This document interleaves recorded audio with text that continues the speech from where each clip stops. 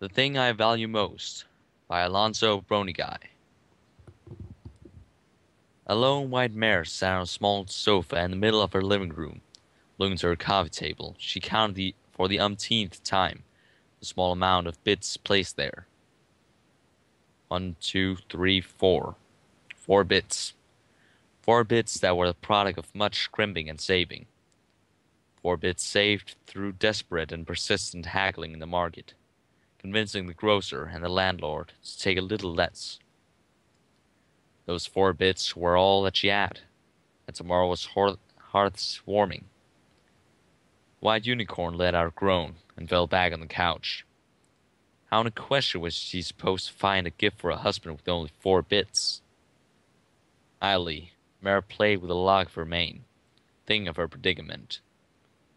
She and her husband lived alone in a small single-bedroom apartment in the lower district of Cancelot. They hadn't been married long, and both had nary a bit to their name. But through skillful budgeting and keeping a tight belt, they managed to get by. The couple loved each other clearly, and every night when her husband returned home, she made sure that he knew she loved him. He did the same, showering her with love and affection through subtle gestures and stolen kisses. She ran their names through her head again. Mr. and Mrs. Fancypants and Fleur. She loved the sound of it, her own name seeming inadequate to identify her by itself. She felt a flutter in her chest as she thought of him. Fancy worked so hard to provide for them. The long hours working his hooves to the bone, making designer cloths for his thankless employer, clothes that would probably only get thrown out when the next season started. Working as often as he could, saving every bit he could so that one day he might have his own boutique, make his own line of clothing. Surely there must be something she could get him. Thinking that she might get some ideas by looking around, she donned her hat and coat and stepped out in the cold. White snow covered the rooftops of the city of Cancelot, giving her cause to stop just outside the door for her eyes to adjust to the glare. Several foals, having been released from the confines of school a week ago, rummed and played in the streets, enjoying the hours of their freedom. Carolers stood on street corners, singing of the love and friendship between the founders of Equestria, and accepting donations for some charity or another.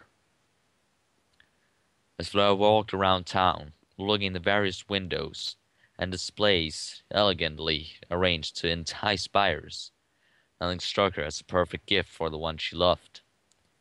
Just as she was deciding to give up and take her search to another corner of the market, she saw it. Then the window of the jewelry shop was the perfect gift. She rushed into the store and searched the displays to get a closer look. The item in question was a platinum watch chain. It was a simple thing, holding no complex design, but beautiful enough in its simplicity that it didn't need to. It was as if the piece had been made for him and him alone. Of the few possessions, that was one that her husband valued greatly.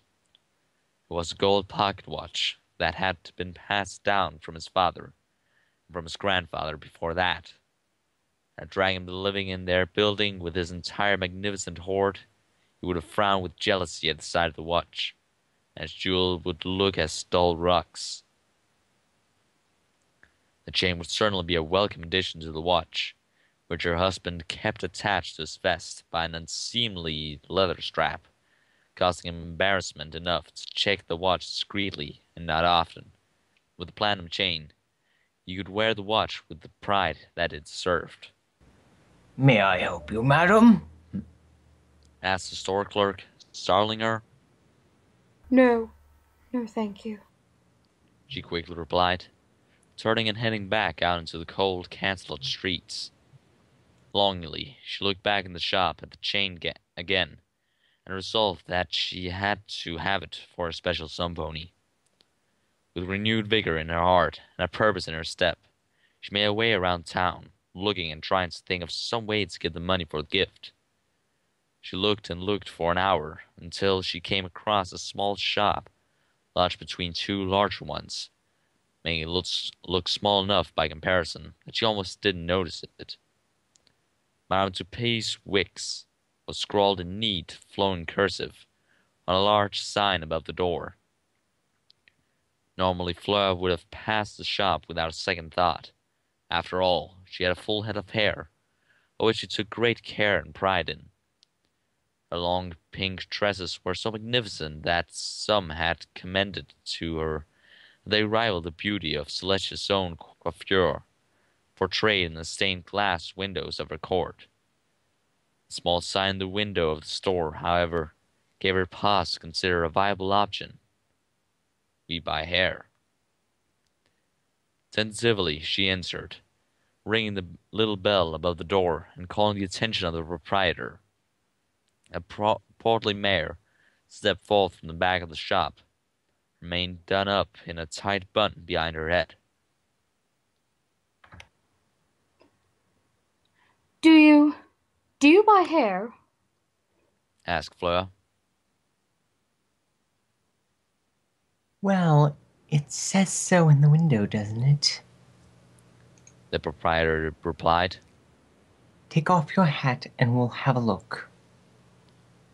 Hesitantly, the unicorn complied, removing her head covering and letting her long pink tresses flow down her shoulders, almost reaching the floor.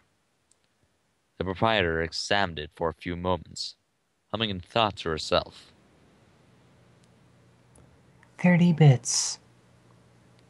The white mare cringed inwardly. Her hair was very precious to her, and she was loath to give it up. The proprietor sensed her hesitance. Are you sure this is what you want, dear? She almost made the decision to back out. She thought of her Fancypants, how wonderful he was, how much she cared for him. He'd said in his wedding vows that he was willing to do anything to make her happy. She knew that he hated working for his employer, that he worked so hard making designs that would have some pony else's name put on them. Everything he did so that they could have a better life together. He deserved the gift she was doing this for. She imagined the look on his face when he opened his gift, and the choice was clear. Yes, please do it quickly. Taking out a pair of scissors, the proprietor set to work cutting away her mane. When she was done, what remained was styled rather fashionably. Fleur returned her hat to her head, and excitedly rushed back to the jewelry store. Now may I help you? Asked the clerk as she walked up to the display. Yes, please. She replied cheerfully, ignoring the slight annoyance of his tone. May I see that platinum fob chain? He complied, bringing the chain out from the display and placing it on the counter. Out from behind the glass, it looked even more magnificent, gleaming in the light of the shop. She took it in her magic, imagining how splendid it would look hanging from her husband's vest. How much is it? She asked, unconsciously biting her lower lip.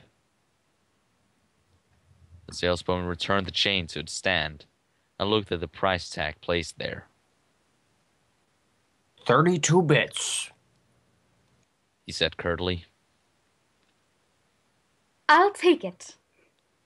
She replied, feeling an elation so great she thought it might grant her the ability to fly. And would you please gift wrap it? With a new purchase safely tucked in the pocket of her coat, she made her way home, galloping like an excited filly rushing home to the promise of some special surprise. Arriving home, she threw off her coat and hat and placed the box carefully on the coffee table. It would still be a little while before her husband came home, which left her plenty of time to start dinner. As she moved around the apartment working, she caught her reflection in the mirror mounted on the wall. She had only given her appearance a cursory glance at the wig shop, partially because she was in a hurry, but also because she had been worried about instantly regretting her decision. The proprietor of the wig shop had been quite skilled in the art of hairdressing, Fleur noted. Her main had been layered and cut so it went about halfway down her neck, and her bangs stopped just above her eyebrows. Her eyes widened and she gasped as a thought crossed her mind. What if her husband didn't like it? What if he felt guilty that she had given up what was precious to her in order to make him happy? What if instead of being a gesture of how much she loved him, he saw her gift as a reminder of how little they had? She had no time to ponder these questions. She heard the lock on the front door click. Darling, I'm home, Called her husband as he entered the apartment. Fleur could do nothing but stand and watch as he came through the door, nervously biting her lip and hoping that he would still think she was pretty. Fancy entered and closed the door behind him, his blue mane slightly mussed from the cold winter wind, and his slag of hat. The brown jacket he wore was tattered in several places, not quite thick enough to keep out the cold.